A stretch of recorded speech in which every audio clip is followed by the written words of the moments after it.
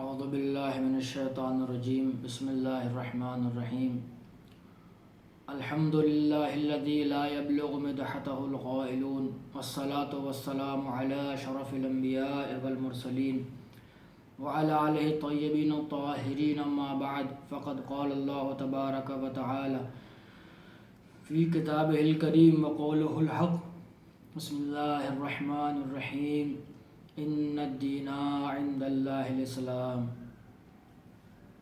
ارشاد خداوندی ہے، بے شک اسلام اللہ کے نزدیک پسندیدہ دین ہے۔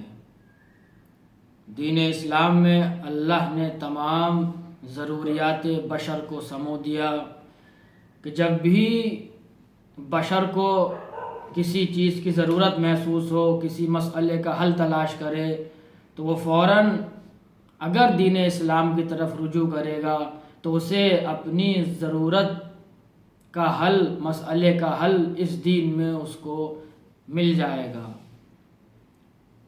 عزیزان گرامی، جیسا کہ آج 21 ماہ مبارک رمضان ہے تو میں کچھ مولا کے فضائل اور پھر ربط مصائب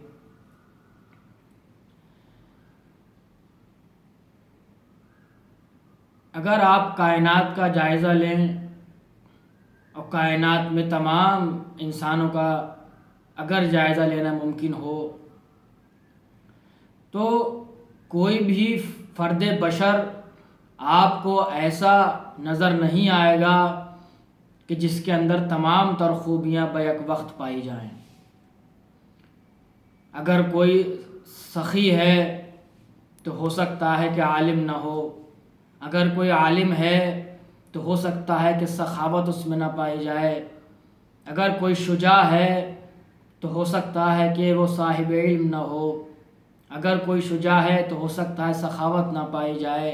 گویا خلاصہ یہ ہے کہ مختلف صفات کا بیک وقت انسان آپ دکھا نہیں سکتے پوری کائنات میں کہ کوئی ایک ایسا فرد بشر نظر آ جائے کہ جس کے اندر تمام تر صفات حسنہ بطور کمال، بطور اتم اور اپنے عروج پر پائے جائیں، کیونکہ انسان میں ایک محدودیت پائی جاتی ہے، انسان کی صلاحیتوں میں ایک محدودیت پائی جاتی ہے، انسان کی ذہنی صلاحیتوں میں، انسان کی جسمانی صلاحیتوں میں ایک طرح کی محدودیت پائی جاتی ہے، اس کی صلاحیتیں، اس کا استعداد محدود ہے، وہ اس سے آگے جا کر چیزوں کو حاصل نہیں کر سکتا۔ عزیزان گرامی، لیکن اگر کائنات کا جائزہ لیا جائے، تاریخ کا جائزہ لیا جائے تو صرف ایک بشر پوری بشریت میں، پوری تاریخ انسان نظر آتا ہے جس کا نام علی ابن ابی طالب ہے، کہ جس کی شخصیت میں تمام صفات حسنہ بیک وقت بطور کامل نظر آتی ہیں۔ اگر سخاوت کو دیکھا جائے تو مولا سخاوت کے اعلیٰ درجے پہ نظر آتے ہیں، اگر مولا کی عبادت دیکھی جائے تو مولا کی عبادت اعلیٰ درجے پر نظر آتی ہے، اگر مولا کی سخاوت دیکھا جائے تو کوئی سخی مولا کے برابر میں نظر نہیں آتا۔ ہاں عزیزان گرامی، یہ تمام صفات وہ ہیں کہ جن صفات کا قصیدہ خود قرآن پڑھتا ہوا نظر آتا ہے۔ اگر مولا کے علم کی گفتگو کی جائے تو قرآن میں ارشاد خداوندی ہے، بسم اللہ الرحمن الرحیم، سیقول الذین کفروا لست مرسلا قل کفی باللہ شہیدا بینی و بینکم ومن عندہ علم الکتاب۔ ارشاد خداوندی ہے، اے محمد، یہ افراد جو تمہاری رسالت کا انکار کرتے ہیں، یہ کافرین جو تمہاری رسالت کا انکار کرتے ہیں، یہ انکار کرتے ہیں اور انکار کرتے رہیں گے، تو پھر تم ان سے کہہ دو کہ قل کفی باللہ شہیدا ومن عندہ، قل کفی باللہ شہیدا بینی و بینکم ومن عندہ علم الکتاب۔ اے محمد، آپ ان سے کہہ دیجئے کہ میری رسالت کی گواہی کے لیے اللہ کافی ہے اور دوسرا میری رسالت کی گواہی کے لیے وہ کافی ہے جس کے پاس کتاب کا پورا علم پایا جاتا ہے۔ ایک مرتبہ مولا علی مسجد کوفہ کے منبر پر جلوہ افروز ہیں، سوال و جواب کا سلسلہ جاری ہے۔ ایک مرتبہ نیچے سے کسی نے یہ کہا کہ مولا یہ بتائیے کہ آپ کی سب سے بڑی فضیلت کیا ہے؟ اس علی سے یہ سوال کیا جا رہا ہے کہ جس علی کی فضائل سے متعلق ابن عباس یہ ارشاد فرماتے ہیں کہ 300 آیات قرآن کریم میں ایسی ہیں کہ جو مولا کی شان میں نازل ہوئیں، مولا کی شان میں خصوصی طور پر نازل ہوئیں۔ اور ایک اہل سنت کے بہت بڑے محدث اور مفسر حاکم عسقلانی اپنی کتاب شواہد التنزیل میں کہتے ہیں کہ 70 آیات قرآن کریم میں ایسی موجود ہیں کہ جو صرف و صرف علی کی ذات سے مخصوص ہیں۔ وہ صفات ان 70 آیات میں ذکر ہوئی ہیں کہ جو صفات صرف و صرف علی کی شخصیت میں پائی جاتی ہیں۔ اس علی سے یہ سوال کیا جا رہا ہے کہ علی یا علی یہ بتائیے کہ آپ کی سب سے بڑی فضیلت کیا ہے؟ تو یہاں پر مولا کچھ بھی کہہ سکتے تھے، اتنے فضائل مولا کے پائے جاتے ہیں، لیکن مولا نے یہاں پر ایک فضیلت بیان کی، اور اس فضیلت کو بیان کرنے کا مطلب یہ ہے کہ یہی فضیلت مولا کی سب سے بڑی فضیلت تھی۔ مولا ارشاد فرماتے ہیں کہ میری سب سے بڑی فضیلت یہ ہے کہ رسول اللہ کی رسالت کی گواہی میں اللہ نے مجھے اپنے ساتھ رکھا ہے۔ سب سے بڑی میری فضیلت یہ ہے، اللہ رسول اللہ کی رسالت کا گواہ ہے اور میں ان کی رسالت کا گواہ ہوں۔ یہاں پر میں یہ کہنا چاہوں گا کہ شہادت جب دی جاتی ہے، گواہی جب دی جاتی ہے تو اس میں کچھ شرطیں پائی جاتی ہیں، اس میں کچھ شرائط پائے جاتے ہیں۔ اللہ نے رسول اللہ کی رسالت کی گواہی میں علی کو ساتھ میں رکھا ہے، یعنی جیسا علم علی کا ہے، جیسا علم اللہ کا ہے ویسا ہی علم علی کا ہے، جیسی عدالت اللہ کی ہے ویسی ہی عدالت علی کی ہے، کیونکہ گواہی میں شرط یہ ہے کہ جس چیز کی گواہی دی جا رہی ہے اس واقعے پر یقین حاصل ہو، جس چیز کی گواہی دی جا رہی ہے اس واقعے کی گواہی عدالت سے گواہی دی جائے، اور تیسری شرط یہ ہے کہ وہ واقعہ اس کے سامنے انجام پایا ہو۔ ہاں عزیزان گرامی، اللہ نے علی کو یہاں پر رسول اللہ کی رسالت کی گواہی کو ساتھ میں رکھ کر یہ بتا دیا کہ دیکھو جیسا علم میرا ہے ویسا ہی علم علی کا ہے، جیسی عدالت میرے اندر پائی جاتی ہے وہی عدالت میں نے علی کے اندر رکھی ہے، جیسا یقین میرا ہے ویسا ہی یقین علی کا ہے۔ تیسری شرط یہ تھی کہ جس واقعے کی گواہی دی جا رہی ہے اس واقعے کو اپنی آنکھوں سے دیکھا گیا ہو، جس نے اس واقعے کو اس حادثے کو دیکھا ہوگا وہی اس کی گواہی دے سکتا ہے۔ اس کا مطلب یہ ہے کہ جب اللہ رسول اللہ کو رسالت عطا کر رہا تھا علی دیکھ رہے تھے اور رسول اللہ کو رسالت دی جا رہی تھی۔ عزیزان گرامی، اگر مولا کی سخاوت کی بات کی جائے تو قرآن آواز دیتا ہے سورہ حشر میں وَيُؤْثِرُونَ عَلَىٰ أَنفُسِهِمْ وَلَوْ كَانَ بِهِمْ خَصَاصَةٌ۔ کچھ افراد ایسے پائے جاتے ہیں، یہ آیہ کریمہ مولا علی کی شان میں نازل ہوئی ہے، حوالے موجود ہیں، وقت نہیں ہے یہاں پر کہ میں حوالے ذکر کروں۔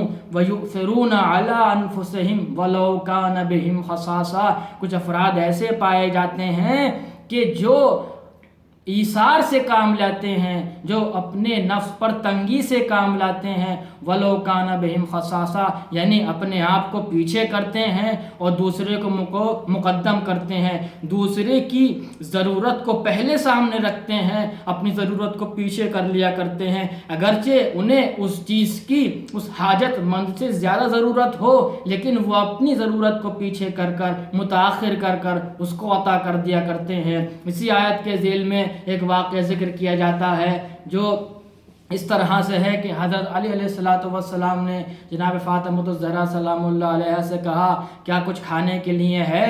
تو بی بی نے کہا نہیں، گھر میں کھانے کے لیے کچھ بھی نہیں ہے۔ اب مولا گھر سے باہر نکلے، 1 دینار مولا نے قرض لیا اور وہ دینار لینے کے بعد بازار کی طرف گئے کہ اس دینار سے کچھ حاصل کریں اور گھر لے کر جائیں تاکہ کچھ کھانا تیار ہو سکے۔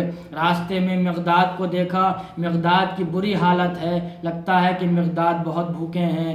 مولا نے مقداد سے پوچھا کہ مقداد یہ حالت کیا ہے تمہاری، کیا مسئلہ ہے؟ کہا مولا میں کئی روز سے بھوکا ہوں، مجھے کھانے کے لیے کچھ چاہیے، میرے پاس پیسے موجود نہیں۔ مولا نے وہ درہم مقداد کو دے دیا، اور مقداد کو دینے کے بعد گھر واپس آنا، مسجد میں تشریف لے گئے۔ وہاں رسول اللہ بھی تشریف رکھتے تھے، دونوں وہاں سے مولا علی کے گھر تشریف لائے۔ گھر تشریف لانے کے بعد رسول اللہ نے ارشاد فرمایا، جناب فاطمہ الزہرا سے کہا کہ بیٹی کچھ کھانے کو ہے، ہمیں کچھ کھانے کو ملے گا۔ جناب فاطمہ الزہرا نماز میں مشغول تھیں اور خالی دیگ کو جو تھا، خالی پانی اس کے اندر موجود تھا، اسے چولہے پر چڑھا رکھا تھا۔ ایک مرتبہ جب وہ نماز پڑھ کر فارغ ہوئیں تو اس کے اندر کچھ غذا موجود تھی، اور وہ غذا لے کر وہ حاضر ہوئیں۔ مولا علی نے بڑے تعجب سے پوچھا، بی بی یہ کھانا کہاں سے آیا؟ بی بی یہ کھانا کہاں سے آیا؟ رسول اللہ نے مولا علی کے دونوں کندھوں پر ہاتھ رکھا اور ارشاد فرمایا، یا علی یہ اس ہی درہم کا نتیجہ ہے جو تم نے اللہ کی راہ میں خرچ کیا۔ وَيُؤْثِرُونَ عَلَىٰ أَنفُسِهِمْ وَلَوْ كَانَ بِهِمْ خَصَاصَةٌ، تمہیں اس درہم کی اس سے زیادہ ضرورت تھی، لیکن تم نے اپنی خواہش کو، اپنی ضرورت کو، اپنی احتیاج کو پیچھے کر لیا، اپنی خواہش کو کچل دیا، اور اس فقیر کو اور مقداد جو ایک ضرورت مند تھے ان کو تم نے عطا کر دیا۔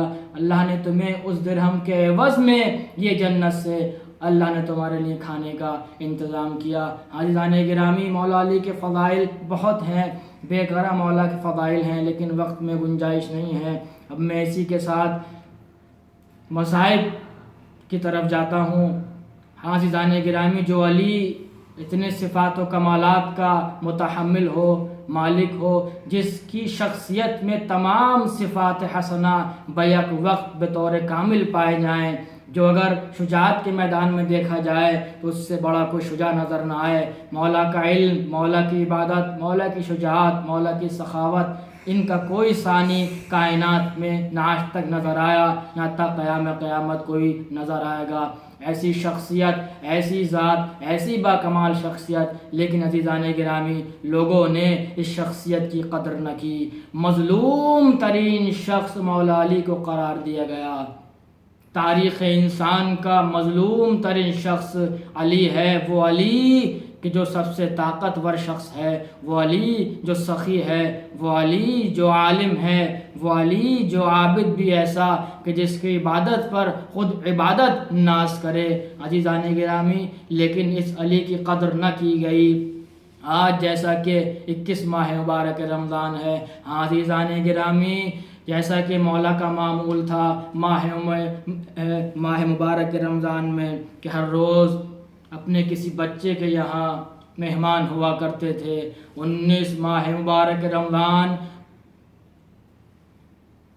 کی صبح کی سحر ابھی نمودار نہیں ہوا چاہتی، مولا جناب ام کلثوم کے گھر میں تشریف فرما ہے۔ مقتل کہتا ہے کہ صبح ابھی سحر کا وقت نمودار نہیں ہوا، ابھی سحر نمودار نہیں ہوئی، لیکن مولا کبھی حجرے میں تشریف لے جاتے ہیں، کبھی صحن خانہ میں تشریف لاتے ہیں، بار بار آسمان کی طرف دیکھتے ہیں۔ ایک عجیب اضطراب مولا کے چہرے سے نمودار ہو رہا ہے۔ یہ اضطراب کوئی موت کے خوف سے نہیں ہے، یہ اضطراب کوئی مرنے کے خوف سے نہیں ہے، بلکہ یہ اضطراب اس لیے ہے، مولا چاہتے ہیں کہ جلد سے جلد اپنے رب حقیقی سے مل جائیں، اپنے معشوق سے مل جائیں۔ عزیزان گرامی، ایک مرتبہ جناب ام کلثوم مولا کی خدمت میں آئیں، کہا بابا آج میں آپ کو بڑا پریشان دیکھ رہی ہوں، آج میں آپ میں ایک عجیب و غریب طرح کا اضطراب دیکھ رہی ہوں۔ ہاں عزیزان گرامی، سحر کھائی، مولانا سحر کو تناول کیا، اب چاہتے ہیں کہ مسجد کی طرف روانہ ہو۔ مرغابیوں نے مولا کا دامن پکڑ لیا، مرغابیاں دامن کھینچنے لگی۔ میں کہتا ہوں مرغابیاں اپنی بے زبانی میں کہہ رہی ہوں گی، اے ہمارے والی و وارث، اے ہمارے والی و وارث، ہمیں کہاں تنہا چھوڑے جا رہے ہو، کس کے حوالے چھوڑے جا رہے ہو؟ مولا نے امام حسن کو بلایا، کہا بیٹا دیکھو ان مرغابیوں کی نگہداری کرنا، اور اگر تم نگہداری نہ کر سکو انہیں آزاد کر دینا۔ مولا مسجد کی طرف روانہ ہوئے، مسجد میں داخل ہوئے، دیکھا کہ اپنے ملزم شکم کے بل لیٹا ہوا ہے۔ مولا سمجھتے تھے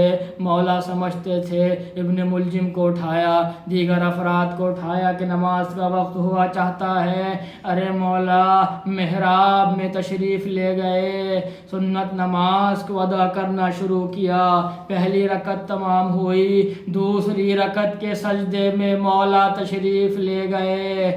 جیسے ہی مولا نے سجدے میں سر رکھا، ابن ملزم نے زہر سے بجھی ہوئی تلوار چلائی، مولا کا سر شگافتہ ہوا، خون سر سے جاری ہوا۔ عزیزان گرامی مقتل لکھتا ہے، راوی کہتا ہے کہ اس تلوار میں اتنا زہر موجود تھا، اگر سارے کوفہ کے افراد کو زہر دے دیا جاتا تو تمام اہالی کوفہ مر جاتے۔ ایسی تلوار سے ضرب لگائی، ارے مولا خون میں غلطہ ہو گئے، سر پر خاک اٹھا کے ڈالنے لگے۔ ارے مولا امام حسن سے کہا بیٹا نماز پڑھاؤ۔ اسی عالم میں مولا علی نے نماز ادا کی۔ نماز ختم ہونے کے بعد مولا کو گھر کی طرف لے جایا گیا۔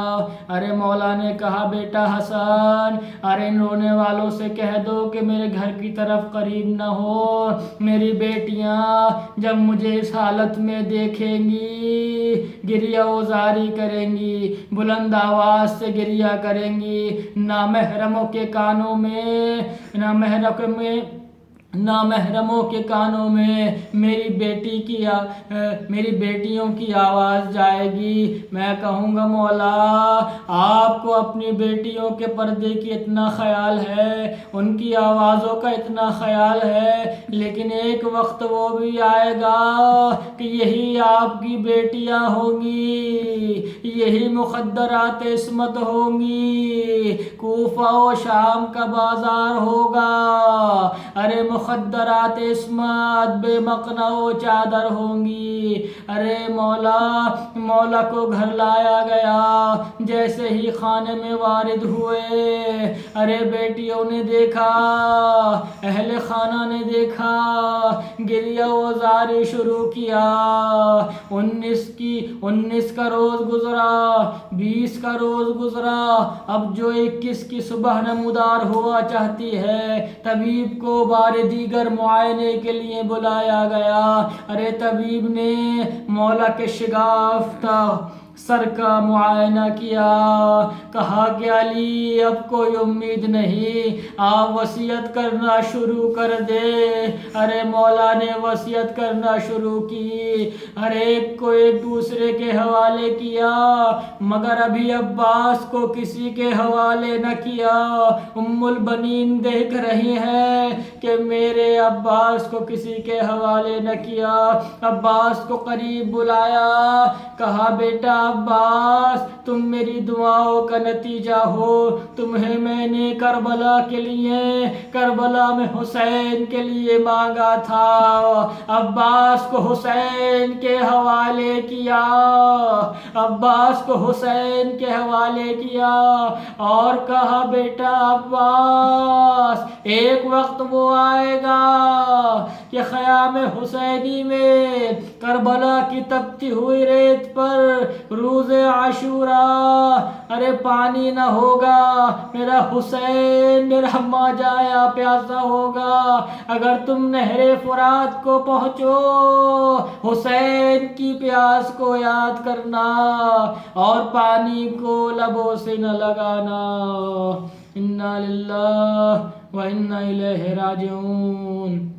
رضا بقضائہ و تسلیما لامرہ، سیعلم الذین ظلموا ای منقلب ینقلبون۔